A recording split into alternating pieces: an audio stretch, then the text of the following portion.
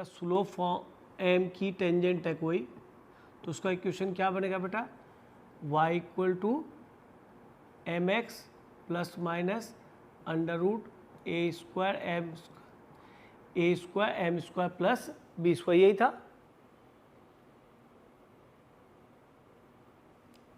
Clear है ये? अच्छा, एक चीज़ बताइए मुझे, इसके पैरामीट्रिक कोऑर्डिनेट्स क्या थे? अगर मैंने लर्न कराया हो तो इसके पैरामीट्रिक कोऑर्डिनेट्स क्या थे? ए स्क्वायर एम प्लस माइनस था या माइनस प्लस था? और यहाँ पे क्या आता था बताइए? ए स्क्वायर था यहाँ पे, b square upon a square M square plus b. इसका मीनिंग ये है, अगर प्लस वाले लोगे तो ऊपर वाले अपर वाले साइन चलेंगे, माइनस वाले लोगे तो लोअर वाले साइन चलेंगे। तो एक तो ये बात हुई। दूसरा यहाँ पे सबसे इम्पॉर्टेंट है कि ये हमने लर्न कर लिया, गुड, एम की वैल्यू पता है, हमारी पॉइंट ऑफ कॉन्टैक्ट दोनों ही मिल जाएंगे हमको, कोई दिक्कत नहीं, अपर साइड लेके और लोअर साइड लेके। इसमें स्टूडेंट इस वजह से बहुत ही कंफ्यूज है कि अगर मैं उससे कहता हूँ भाई अगर आपका ellipse X square upon 9 plus Y square upon 16 है, तो इसकी टेंजेंट लिखो जिसका स्लोप कितना है 2, तो वो अब ए बी में कंफ्यूज है। अरे एक चीज़ बताइए, जब हम इस फॉर्मूले को ड्राइव कर रहे थे तो क्या हमने आपको बताया था कि फोकस का ए 0 है?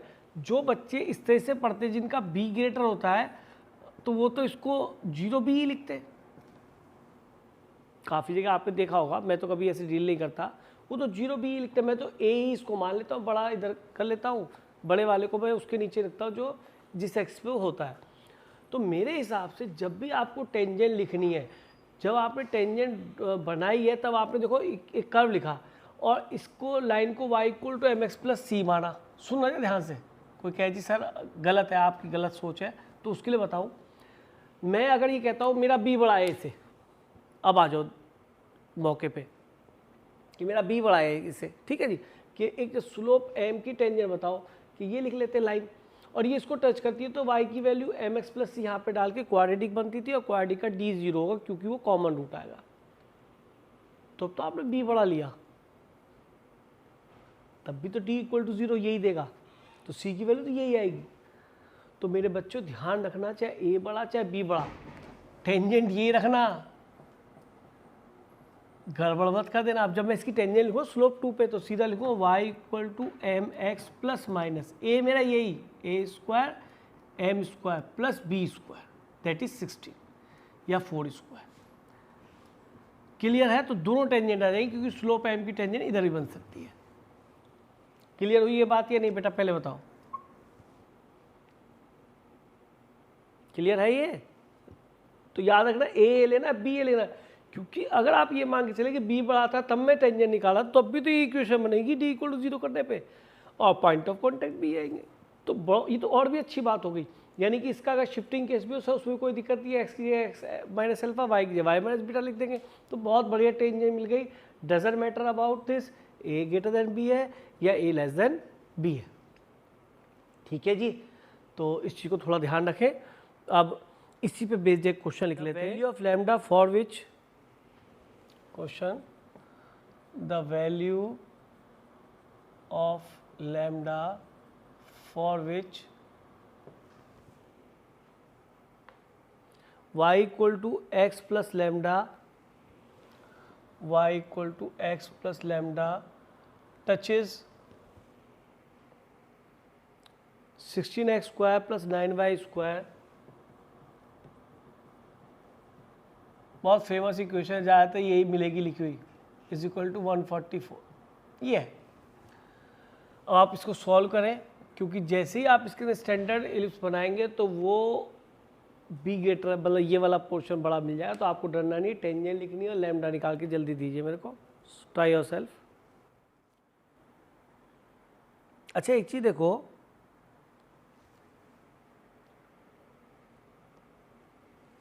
आपने सभी इस तरह से क्वेश्चन सॉल्व किया होगा, तो इस पर ट्राई किया होगा कि ये इसकी वैल्यू बनाना, ये इसकी टच करती है और टच करती है तो इसका यहाँ से देखें तो स्लोप कितना हो गया 1 और लैम्डा हो गया हमारा c, तो y equal to s plus c तो लिखा है, तो c square equal to a square M square plus B square, that is condition of tangency. ये लर्न कराया था बेटा, यहीं से सी लिखा था।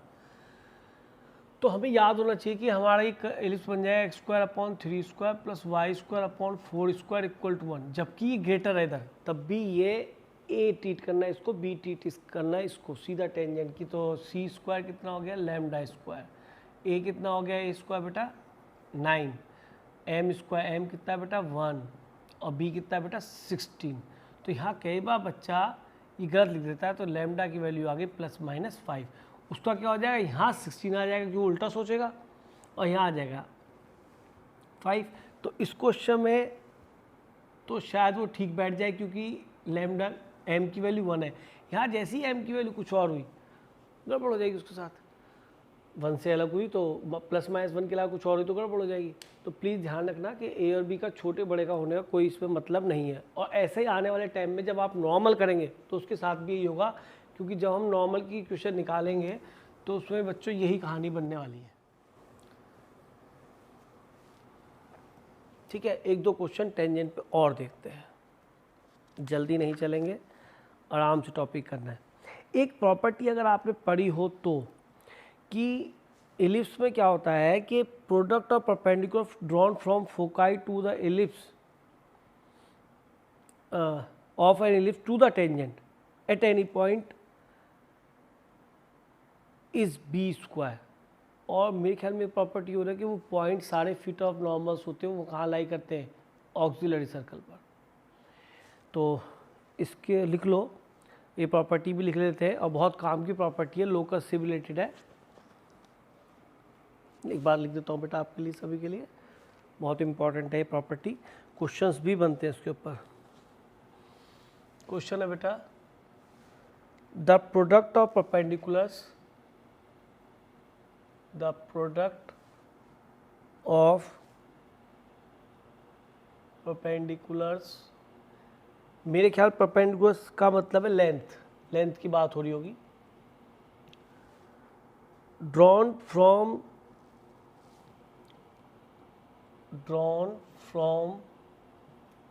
foci of an ellipse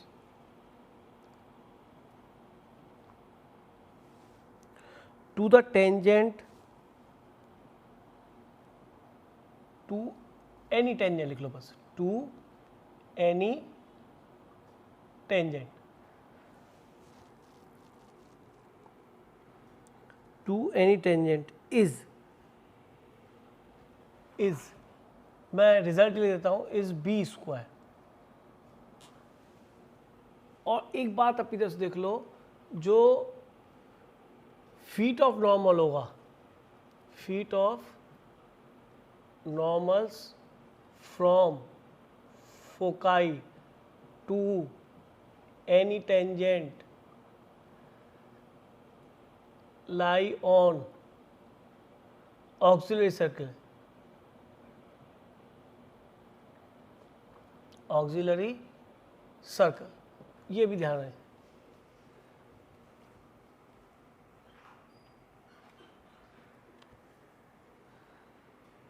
तो ये प्रॉपर्टी भी है और इम्पोर्टेंट इस वजह से भी है कि अगर हम कोई भी लिस्ट कंसिडर कर लें, इसके अंदर से ले लेते हैं, इजीएस्ट यही होगा, पहला ही कंसिडर करना चाहिए, क्योंकि ये सभी एलिप्स के बारे में बात कर रहा है, तो क्यों ना हम जनरल अपना एलिप्स स्टैंडर्ड लें और उससे करें क्वेश्चन को।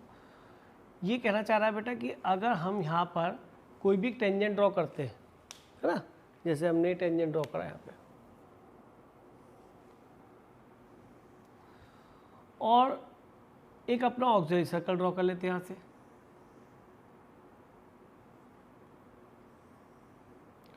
तो क्या चाह रहा है कि फोकाई से हमने परपेंडिकुलर ड्रॉप करा, ये परपेंडिकुलर मान के चले आप, एक फोकाई ये रही, यहाँ दिखा रहा हूँ ताकि मुझे भैया प्रॉपर्टी को शो करना है, और एक ये परपेंडिकुलर, ये मैं सोचा सर आपने उधर ले लिए, ये फोकाई ज़्यादा है, थोड़ा और ऊपर को साइज हो जाएगा।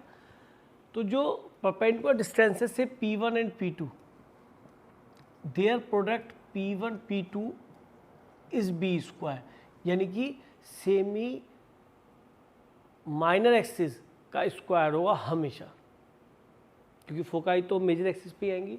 और ये जो point capital P capital Q होंगे, these always lie on auxiliary circle. क्यों? क्योंकि टेंजेंट तो और भी ड्रॉ हो सकती है इस सर्कल पे, इसी इलिप्स पे, सॉरी मान लीजिए यहाँ इलिप्स पे टेंजेंट ये ड्रॉ हो गई। अब फिट ऑफ नॉर्मल पहले मैं वही ड्रॉ कर लेता हूँ क्या ऑक्सिलरी सर्कल, ताकि आपको समझा पाऊँ अच्छा। अब आप देखिए इसने यहाँ मीट करा तो ये अब परपेंडिकुलर आ गया, आपकी बार ये परपेंडिकुलर आ गया, आपकी और कोई टेंजेंट आई, अब देखिए ये परपेंडिकुलर आ गया और आपका और कहाँ मीट करा, यहाँ मीट करा इसने, ये परपेंडिकुलर आ गया। तो इस तरह से वो जो फीट ऑफ नॉर्मल्स आएंगे, लेकिन इसका P1 P2 का प्रोडक्ट भी बी स्क्वायर होगा और ये वाला P1 और ये वाला P2 का प्रोडक्ट भी बी स्क्वायर होगा, यानी कि कांस्टेंट नंबर होगा, ठीक है। और दोनों के फिट कहाँ पे लाई कर रहे हैं, ऑक्सिलरी सर्कल पे। तो केवल वो लोकस ही पूछ सकता है, feet of normals from foci to any tangent lie on, क्या किस पे लाई करेंगे, सर्कल पे लाई करेंगे, और वो भी एक इस विशेष सर्कल होगा, कौन सा विशेष वृत्त होगा, कौन सा होगा, ऑक्सिलरी सर्कल होगा, उसके करस्पॉन्डिंग। तो अब ये क्वेश्चन आप ट्राई करें, कंसेप्ट मैंने समझा दिया और ये प्रॉपर्टी आपको you have to learn it, ऐसा तो है नहीं कि इसको भूलना है, क्योंकि कहीं भी अप्लाई होती है। थोड़ा ट्राई करें।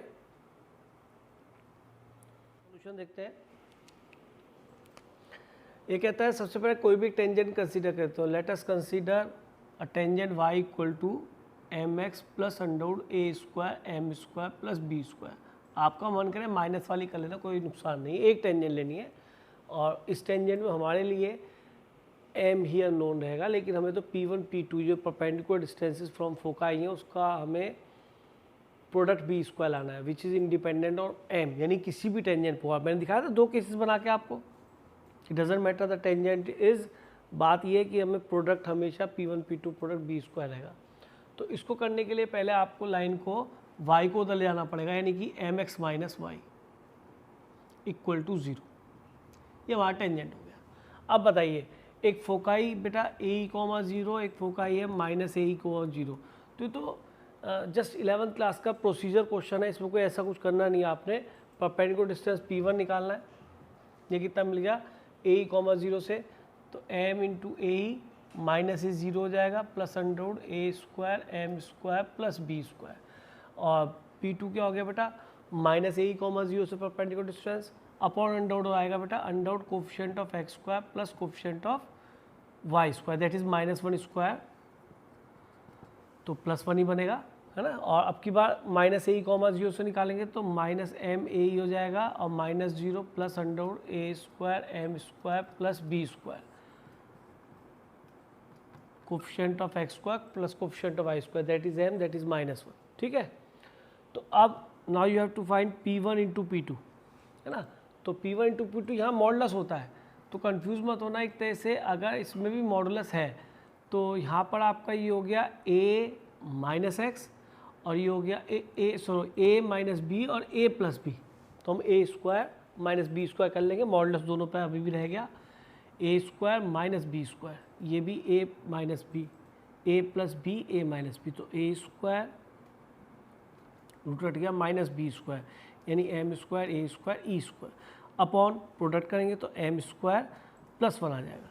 तो देखो एक अच्छी सी बात होने वाली है कि यहाँ से m स्क्वायर तो कैंसिल होना ही है, नहीं होगा तो m पे डिपेंड कर जाएगा, और m क्या है, टेंजेंट का स्लोप, तो वो तो मैंने कहा नहीं डिपेंड करेगा, वो तो केवल बी स्क्वायर पर डिपेंड कर रहा है, यानी किसी भी टेंजेंट के लिए वो ट्रू है ना। तो देखिए आपका मैं इसका मेरे अकॉर्डिंग कैंसिल हो जाना चाहिए। आप यहाँ पे शायद बी स्क्वायर को रिलेशन रखा है a square 1 minus e square, तो b square equal to a square E square, तो a square E square equal to क्या होता है a square minus e b square. तो शायद ये यूज़ करने के बाद हमें ख़त्म हो जाए, ट्राई कर लेते हैं, या बी स्क्वायर सीधी वैल्यू रख दो तब भी ख़त्म हो जाएगा शायद, बी स्क्वायर को ए स्क्वायर ई स्क्वायर, देखते क्या होता है।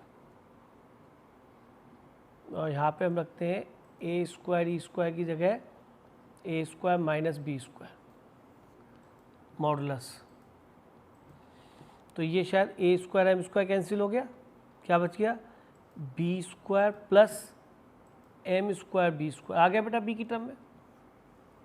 अच्छा ये भी ध्यान रखो ना, हमें ए एलिमेंट करना है, बी की वैल्यू मत रखना, अगर बी की रख दी बी स्क्वायर की तो एक ही फॉर्म में पहुंच जाएगा।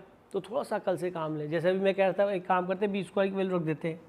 अगर हम बी स्क्वायर की वैल्यू रख देते तो बी ही एलिमिनेट हो जाता, रिजल्ट भी हमें किस में लाना है, बी स्क्वायर में। तो यार कहाँ सोच रहे हैं फिर क्वेश्चन के बारे में, है, और ये तो लर्न करना है। तो बिल्कुल ठीक हो गया अपने आप इत्तेफाक से, मैंने सोचा नहीं था उस वक्त। तो ये बी स्क्वायर ही बच गया बेटा, मॉडल्स तो फर्क पड़ेगा नहीं, मॉडल्स लगा भी लो, बी स्क्वायर पर कोई मैटर नहीं। तो एक तो ये product of perpendiculars from foci to any tangent is B square, किसी भी लिप्स के लिए टिल्टेड हो, शिफ्टेड हो, वर्टिकल हो, कैसा भी हो, एनी के लिए प्रोडक्ट परपेंडिकुलर्स का हमेशा बी स्क्वायर रहेगा। अब कहानी आती है कि सर इस टाइप के लोगों को थोड़ा कमी दिमाग में आती है, क्योंकि बच्चा सोचता है सर दोनों पॉइंट उसी ऑक्सिलरी सर्कल पर आ जाएंगे। क्यों? क्योंकि अगर हम इस टेंजेंट को इस नॉर्मल की इक्वेशन चाहे इस पॉइंट से निकालें चाहे इस पॉइंट से निकालें, दोनों ही केसेस में वही उसी फॉर्म में कुछ ऐसा बनेगा कि हमें लोकस जो निकालना पड़ेगा उसमें स्क्वायरिंग करनी पड़ेगी। तो ए ही हो या माइनस ए ही हो, तो उसके स्क्वायरिंग करने से कोई वो इफेक्ट ही ख़त्म हो जाएगा। ठीक है, तो ये आपने सभी ने आई थिंक नोट कर लिया होगा। तो इसके आगे मूव करते हैं बेटा।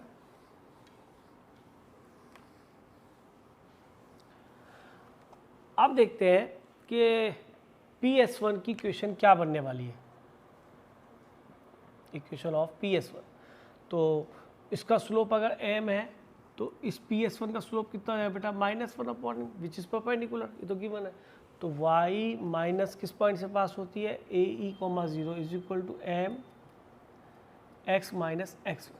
तो ये हो गया my equal to -x plus a. ठीक है, एक तो लाइन ये, और एक आपकी टेंजेंट क्या, mx माइनस वाई, या y इक्वल टू लिख लो, y equal to mx plus under root a square m square plus b square. देखो आज में हम दूसरी बार पढ़ रहे हैं कि दो लाइन के पॉइंट ऑफ इंटरसेक्शन का लोकस। तो फिर से बोल रहा हूँ कि वो पॉइंट जिसको हमें h के लेट करना है, जिसका हमको लोकस निकालना है, वो दोनों, वो वाला पॉइंट इस लाइन पे भी इस लाइन पे भी है। तो या तो ये तरीका कि एच ओ के दोनों में पुट करूँ, बाद में इसमें से m एलिमिनेट करूँ, या फिर मैं जानता हूँ कि सर मुझे इसमें से m पैरामीटर एलिमिनेट करना है, क्योंकि m बार बार चेंज हो रहा है, डिफरेंट टेंजेंट डिफरेंट होगा, तो मुझे यहाँ से m एलिमिनेट करना है। और जो एक्स वाई में अब लोकस आएगा वही हमारा रिक्वायर्ड पॉइंट ऑफ इंटरसेक्शन का ही लोकस होगा। या इस बात को ऐसे भी सोचा जा सकता है कि जो दोनों कॉमन, जैसी दोनों चीज़ें एक साथ यूज़ हो जाएंगी एंड साइमल्टेनियसली एक साथ यूज़ हो जाएंगी अगर, तो वो जो एक्स वाई है वो भी तो ऐसा पॉइंट होगा जो दोनों पे एक साथ होगा। तो ऐसे वो पॉइंट कौन सा, वो यही पॉइंट है, ऐसे भी सोच सकते हैं। तो मैं अब देखो, आप कोऑर्डिनेट काफ़ी टाइम से पढ़े, तो मैं इसके अंदर ये नहीं कहूँगा कि इसको एच के रखो बार बार, बाद में एच के एक्स वाई रखो, बड़े हो चुके हैं इसमें टॉपिक में। अब बस ये देखना है कि सर हम इसे एलिमिनेट कैसे करें, है ना। तो यहाँ पे अब एक काम किया था, रूट तो हटाना ही पड़ेगा। तो मेरे हिसाब से यहाँ एक काम करते हैं, इस इक्वेशन को ले आते हैं my minus x equal to a, और इस इक्वेशन को भी ले आते हैं y minus m x equal to under root a square M square plus B square. और आई थिंक अब स्क्वायरिंग एडिंग कर लेते हैं। ठीक कह रहा हूँ मैं बेटा, स्क्वायरिंग एंड एडिंग काम बन जाएगा नहीं बनेगा, देखो जरा, a square E square plus a square M square plus B square. तो आप देखें 2ab तो कैंसिल हो जाएगा, है ना।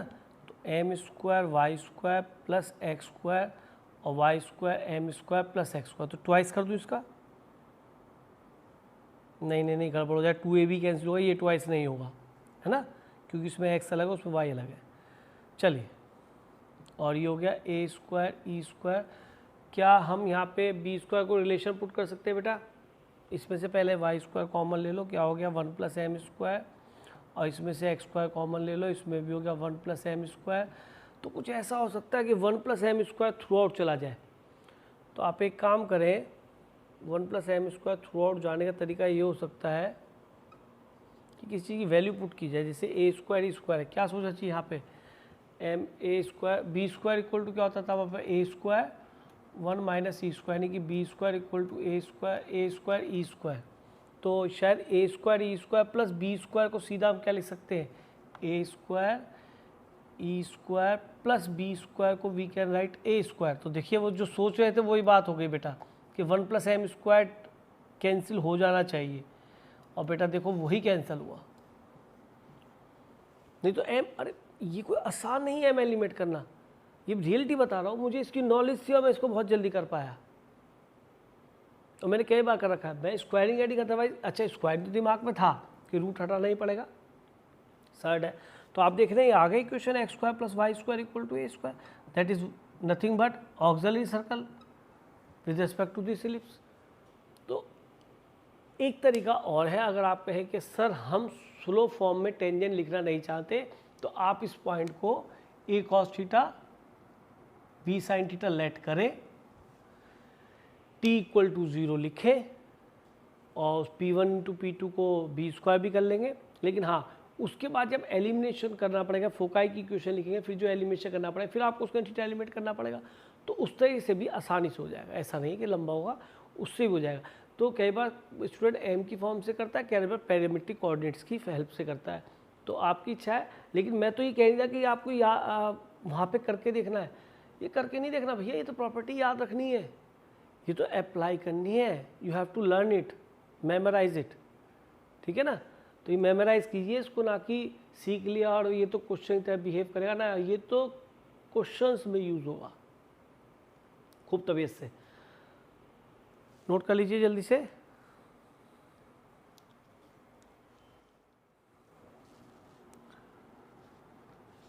क्वेश्चन इस IIT JEE का है बेटा 2004। कहता है if the tangents are drawn to the ellipse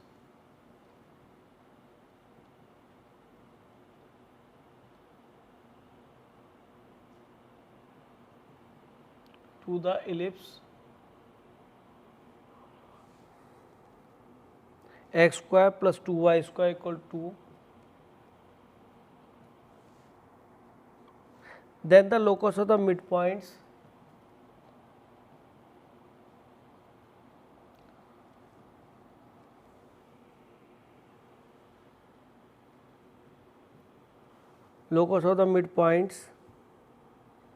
of the intercept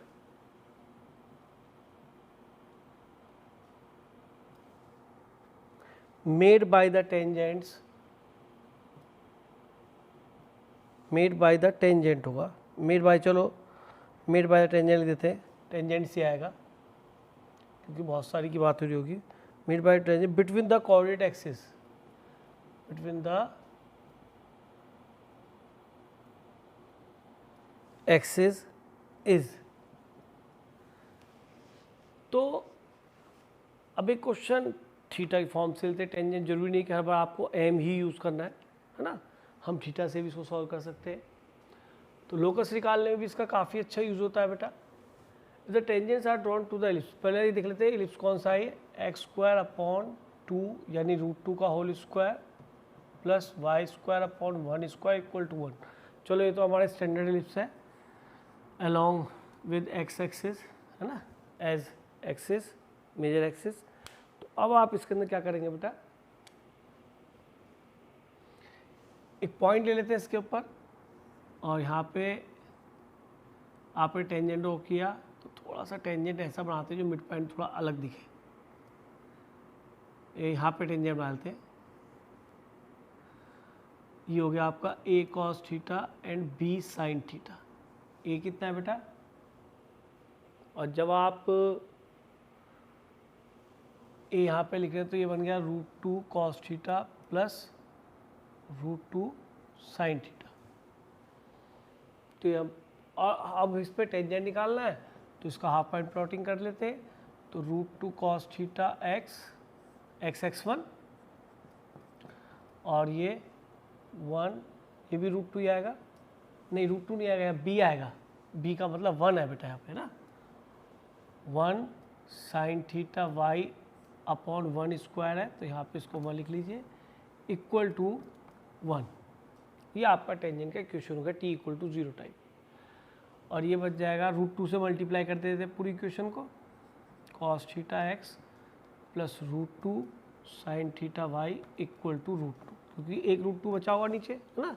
हमने क्या किया, √2 से पूरी क्वेश्चन मल्टीप्लाई, ये हमारा टेंजेंट आ गया। अब सिंपल है, you have to find the locus, क्योंकि थीटा बाबा बदल रहा होगा तो डिफरेंट डिफरेंट टेंजेंट्स मिल रहे होंगे और हमें उसके मिड पॉइंट का लोकस चाहिए। तो अगर मिड पॉइंट का लोकस चाहिए तो ये वाला पॉइंट निकाल लेते हैं। इसमें y को 0 रख दीजिए टेंजेंट में, y को 0 रखा तो x कितना आ गया, √2 upon cos theta, √2 upon cos theta. इसको छुपा लीजिए, इस बार इसका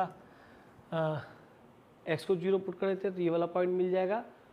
तो केवल 1 अपॉन साइन थीटा, √2 कैंसिल हो जाएगा और मिड पॉइंट यूज़ कर लेते हैं। तो h equal to √2 cos theta plus 0/2 and k equal to 0 plus 1 upon sine theta upon 2। तो सीधा 2h हो गया ये, √2 अपॉन कॉस थीटा। तो इससे कॉस थीटा आ गया आपका बेटा √2h, नहीं cos theta equal √1 cos theta इधर गया, ये √2 नीचे आएगा, √2 अपॉन h, और बेटा यहाँ से 1 अपॉन 2 साइन थीटा, तो साइन थीटा कितना आएगा बेटा यहाँ पे 1 अपॉन 2k। अब सिंपल है कि थीटा एलिमेंट के अंदर स्क्वायरिंग एडिंग अपने आप कर लेते हैं, या ये कहो कि वी नो दैट, बात एक ही है। वी नो दैट में sine theta cos theta value रख दीजिए 4k² 2h² equal to 1। Answer आ गया 1 upon 2x² plus 1 upon 4y² is equal to 1। ये लोकस हो गया। तो बिल्कुल पैटर्न क्वेश्चन है, टेंजेंट का इक्वेशन यूज़ करा, और इसमें कभी कभी बेटा ये एरिया पूछ लेता है इसका कितना बनेगा, तो बहुत सारे तरीके उसके पूछने के, पर ये क्वेश्चन चलते आए हैं बहुत पहले से और चलते रहेंगे ऐसे क्वेश्चंस। इससे अच्छा तो क्वेश्चन एरिया में आया था थोड़ा, उसके अंदर मैक्सिमम मिनिमम का भी यूज़ हुआ था, तो उसको आपको बता देता हूँ, वो ज़्यादा बेटर है इससे। 2003 में आया था, IIT JEE का है 2003। क्वेश्चन था tangent is drawn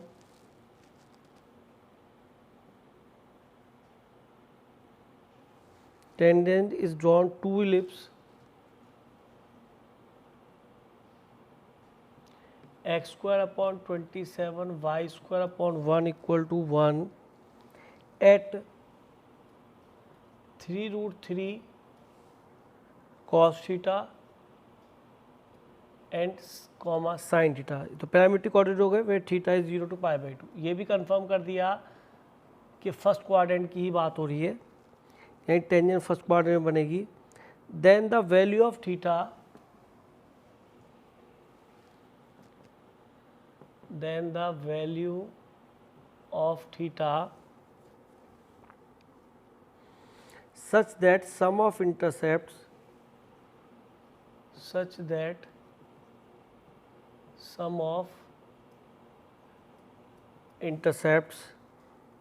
on axis made by the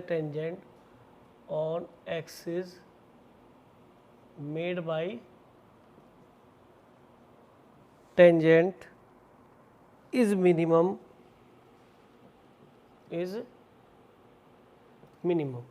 तो थीटा के ऑप्शंस थे बेटा इसमें π/3, π/6, π/8 एंड π/4। ठीक है बेटा, ये क्वेश्चन था। तो इसमें खास नहीं है, आप एक बार जो इसको ट्राई करें, वैसे tangent drawn to the ellipse, तो पैरामीट्रिक कोऑर्डिनेट दी और थीटा की वैल्यू फर्स्ट क्वाड्रेंट में रखनी है। Then the value of theta such that sum of intercept on the axis पे, तो सम ऑफ इंटरसेप्ट, यहाँ पे इंटरसेप्ट निकाले भी थे इससे पहले वाले क्वेश्चन में, उनका सम करना है और उसको निकालने के बाद आपको उसे मैक्सिमाइज या मिनिमाइज ही करना है। मैक्सिमाइज कैसे करोगे और उसके थीटा बताना है। चलिए देखिए सॉल्यूशन, ये इलिप्स दे रखा है बेटा आपको, ellipse is given to you and a coordinate 3√3 cos theta, sin theta general coordinate है, but theta is from 0 to π/2.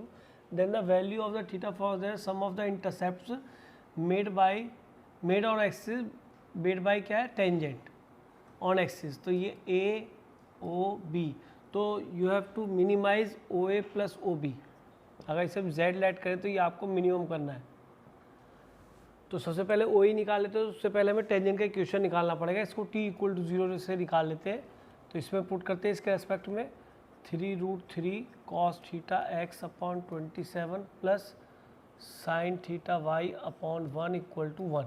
ठीक है, तो ये कितना बनेगा भाई, इससे कैंसिल होके 3 निम 27, 9 से मल्टीप्लाई कर देते हैं √3 cos theta x plus 9 sine theta y = 9।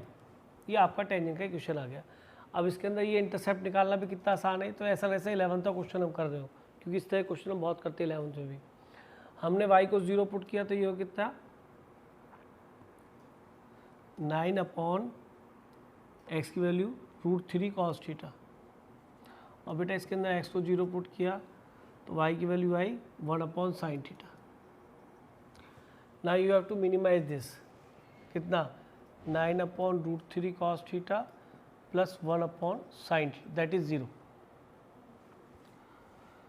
तो ये आपको मिनिमम करना है,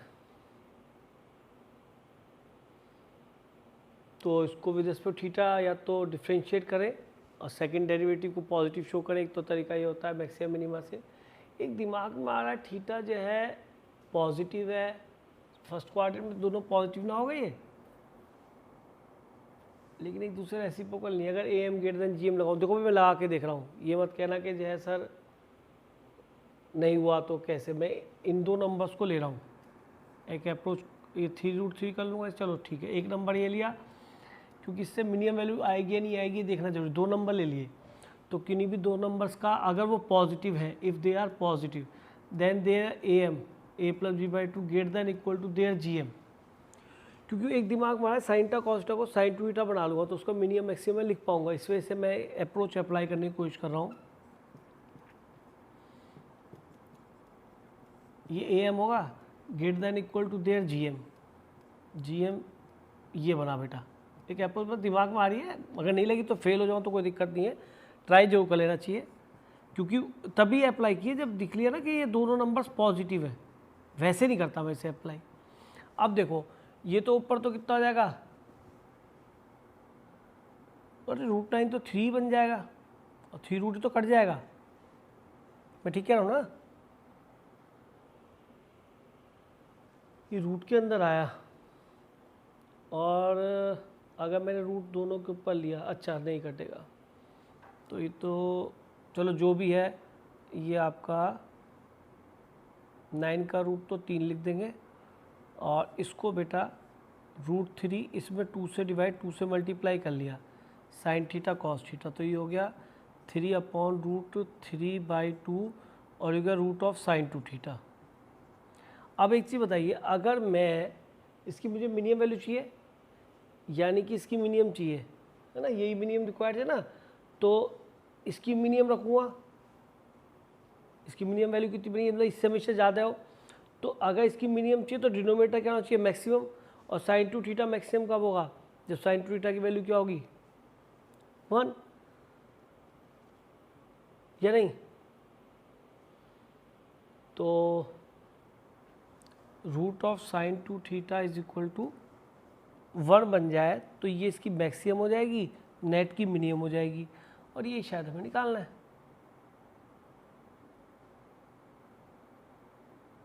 ये बात चल जाएगी नहीं चल जाएगी। तो इस तरह से आंसर क्या बनता है देखना भाई, ये तो बनेगा 2 θ कितना, आंसर तो नहीं आएगा इससे, थीटा तो π/4 आएगा। चेक करना भाई कोई गड़बड़ तो नहीं करी मैंने इसमें, बात देखो करके।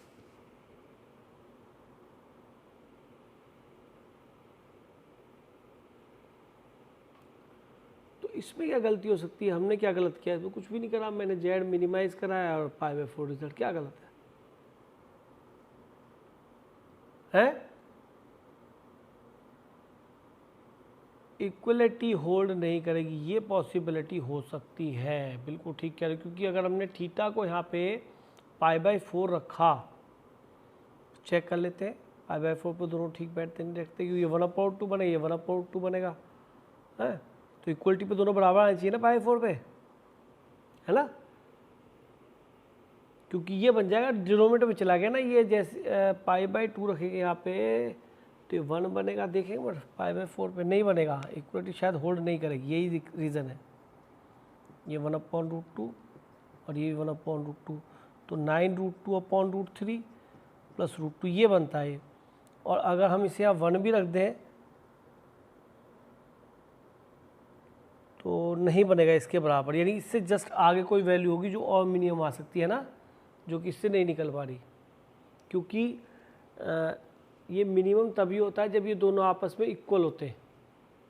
ऐसे ही होता है ना भाई, AM ग्रेटर देन GM में, जैसे हम कुछ क्वेश्चंस में ऐसे लेते हैं, एक नंबर एक इसका रेसिप्रोकल लेते हैं, तो AM is greater than equal to, जब GM लगाते हैं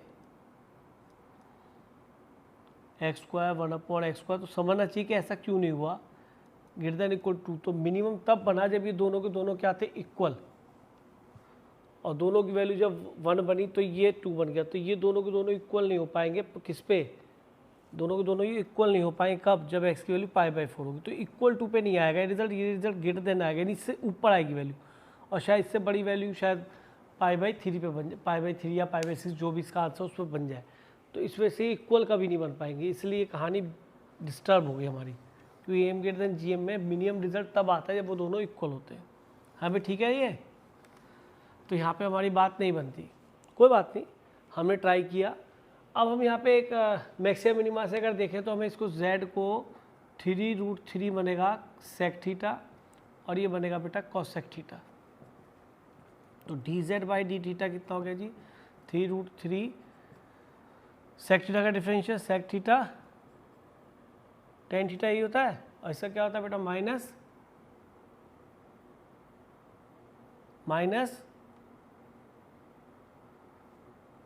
cot थीटा और cos sec theta, cot theta बोलते हैं। और जैसे हम इसको 0 पुट करेंगे तो 3√3 1/cos थीटा और sin theta upon cos theta equal to 0 में उधर ले गया बेटा, और ये बन गया cos theta upon sin theta, और ये 1/sin थीटा। तो ये आपका बन जाएगा बेटा 3√3 sin³ theta is equal to cos³ theta. तो ये बन जाएगा tan³ theta equal to 1/3√3, that is √3 का होल क्यूब। तो थीटा आ गया बेटा π/6, तो शायद π/6 आंसर होगा, π/3 नहीं। तो π/6 का सेटिस्फाई हो गया। अच्छा, सेकंड डेरिवेटिव जब आप निकालेंगे तो उसमें फिर चेक करना पड़ेगा, तो उसमें टाइम लग जाएगा। तो आप सेकंड डेरिवेटिव देख लेंगे, π/6 रखने पे वो क्या मिलना चाहिए आपको, मिनिमम होने की वजह से सेकंड डेरिवेटिव पॉजिटिव, तब ये मिनिमम होता है, ये प्रोसेस होता है मैक्सिमम मिनिमम में। तो बच्चा इसमें नॉर्मली करता नहीं, क्योंकि जब एक ही वैल्यू आती है तो मैक्सिमम मिनिमम कोई एक वैल्यू बनेगी मैथमेटिकली। तो आपने फिजिक्स में भी काफ़ी क्वेश्चन ट्राई किया, बच्चा यहीं पे इसको मिनिमम कह के आगे चल देता है, ठीक है। तो यहाँ से क्वेश्चन उससे भी जल्दी हो गया। और ये देख लेना चाहिए कि मिनिमम वैल्यू दोनों A और B के इक्वल होने पाएगी, वैसे नहीं आएगी जैसे x² = x² के मिनिमम होने।